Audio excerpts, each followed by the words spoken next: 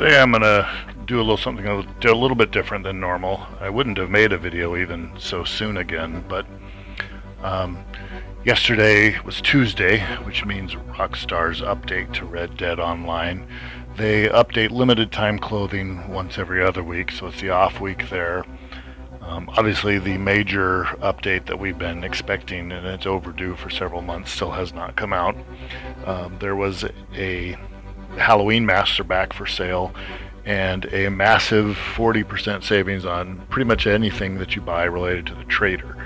There's very little that I really need related to the trader, and unfortunately I literally finally got around to buying the hunting wagon right before the discount kicked in. But you know, nothing is really that expensive in this game anymore that I can't earn the money in a couple days of playing for an hour or two. It's the stuff that costs gold that's a little bit more challenging.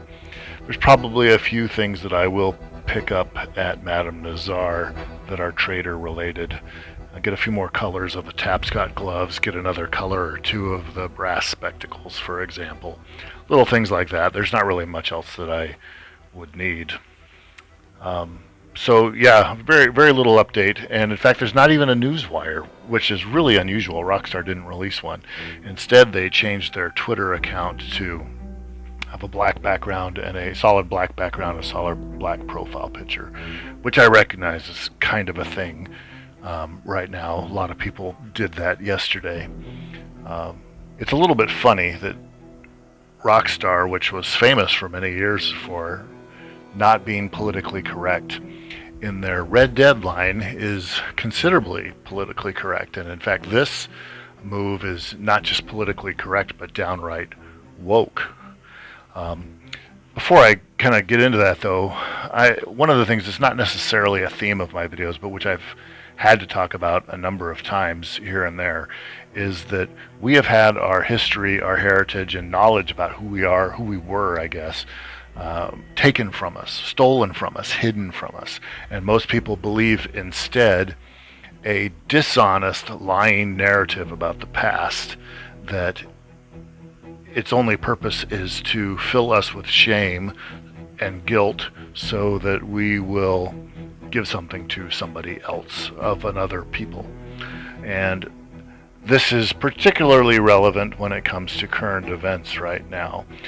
One of the things that's been taken away from us that I think I always knew what the word was because I had an interest in old narratives and history and older literature and whatnot, is the concept of Danegeld. And I don't think very many younger people have ever heard the word Danegeld or know what it is. Although it still isn't completely obsolete and people do still talk about it. Basically it is protection money or ransom or tribute that was paid specifically to the Vikings by the early English and Franks so that they would go away and not leave them alone. It was a bribe, blackmail, like I said, protection money. There's a famous poem by Rudyard Kipling called Danegeld. I'm going to read a portion of that to you. It is always a temptation for a rich and lazy nation to puff and look important and to say, though we know we should defeat you, we have not the time to meet you. We will therefore pay you cash to go away. And that is called paying the Danegeld, but we've proved it again and again that if once you have paid him the Danegeld, you never get rid of the Dane.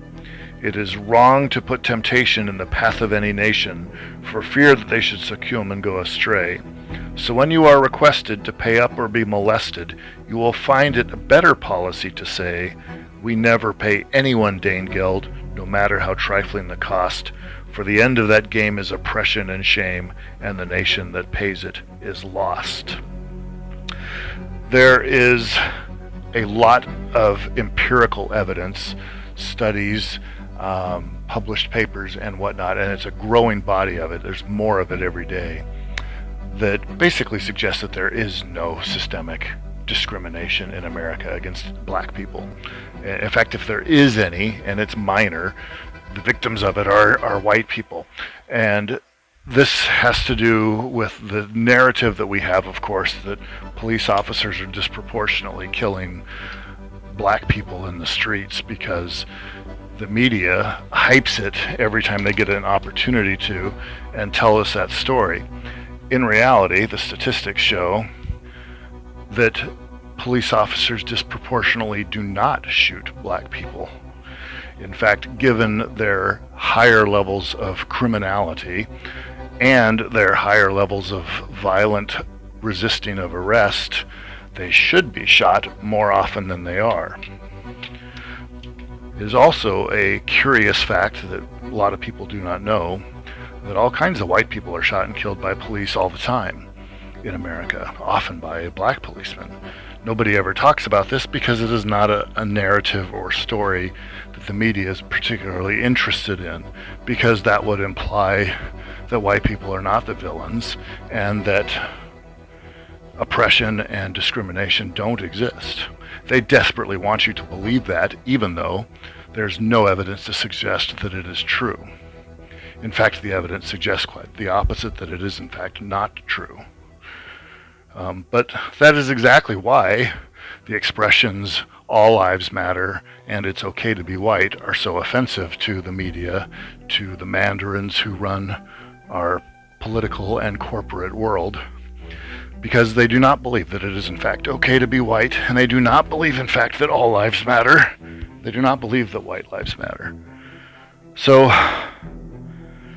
it's a shame to see Rockstar falling prey to this. My family has been very angry, I should say. My wife, my son in particular, who are here at home with me, and to a certain extent even my daughter, have been very angry to see this stuff in the news about rioters destroying stuff all over America, and the lying media calling them protesters, when in fact that's not what they are at all. They are rioters, pure and simple, and what they are doing is looting stuff and trying to get political and financial remuneration to go away.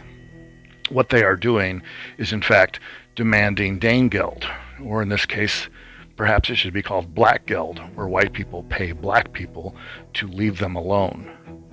And if we don't, they will keep harassing us, and so they demand tribute, and we pay it.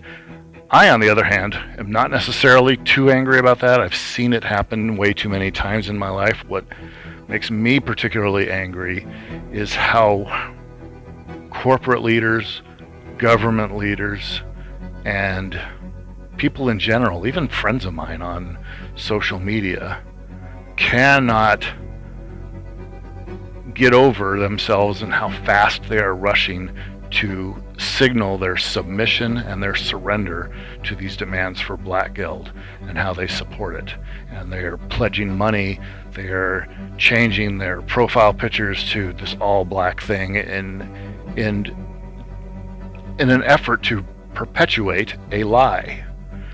And so to see that coming from Rockstar is extremely disappointing. To see it coming from the company that I work for is extremely disappointing. To see it coming from most corporations in America, for that matter, is extremely disappointing. To see it coming from most political figures in America is extremely disappointing. Even Trump himself is doing it to some degree, although, as was pointed out by the Z-Man recently, I think there's probably a tactical reason for that, because Trump is still kind of a boomer, and he knows that he needs boomer votes.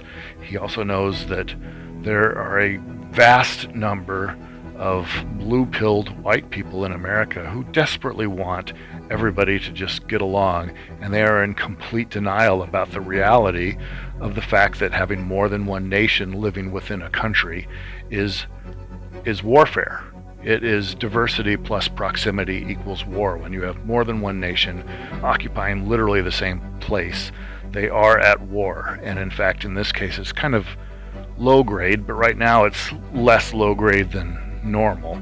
And the Black American nation has been waging war on regular America,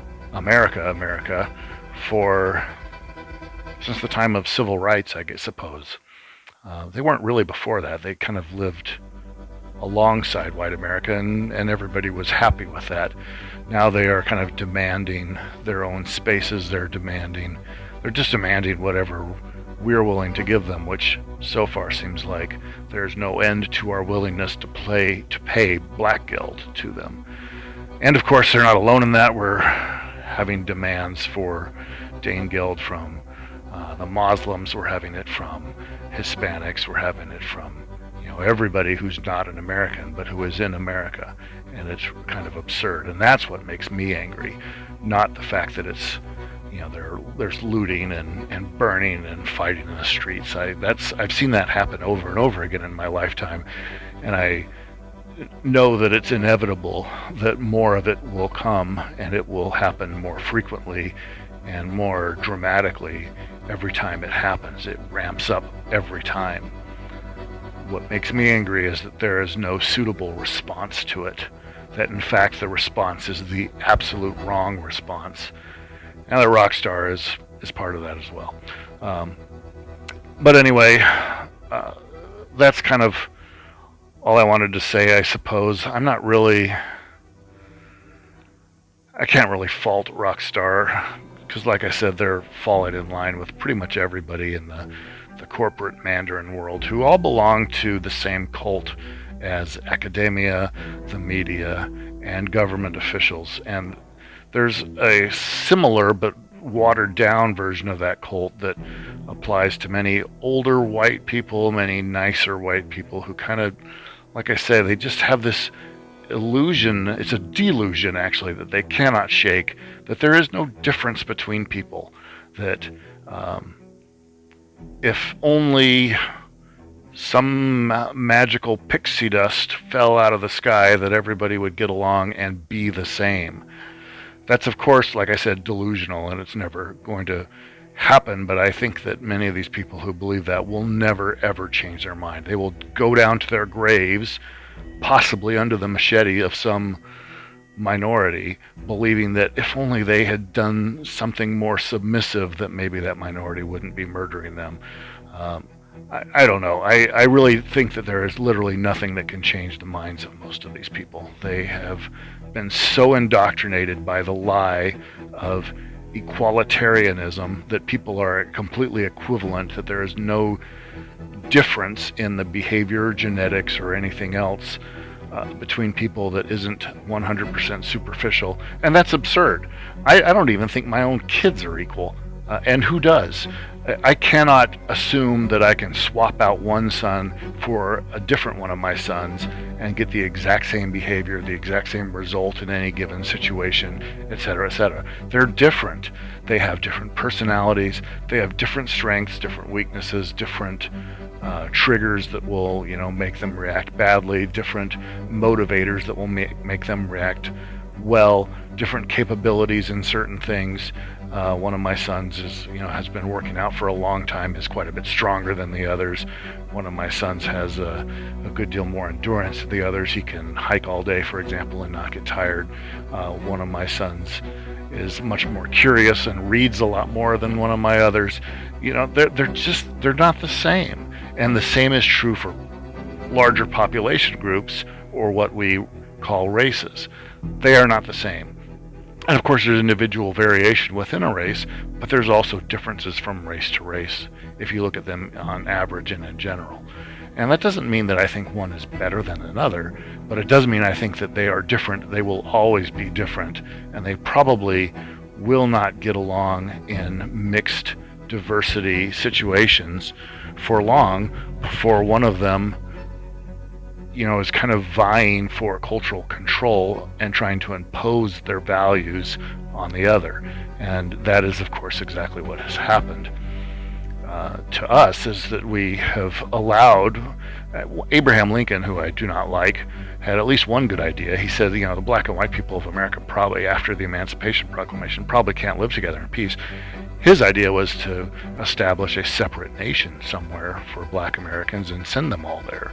He thought maybe somewhere in the Caribbean or, Central America, or even Liberia on the west coast of Africa was where they should go, and they should build their own nation, and they should be responsible for their own outcome. And they could do their own thing, we could do our own thing, we wouldn't have to live together. If only that had actually happened, we wouldn't be where we are today. Anyway, commentary on social issues. I'm not sure I really want to get into that much, so this may be hopefully the last time that I do a video that is specifically about that.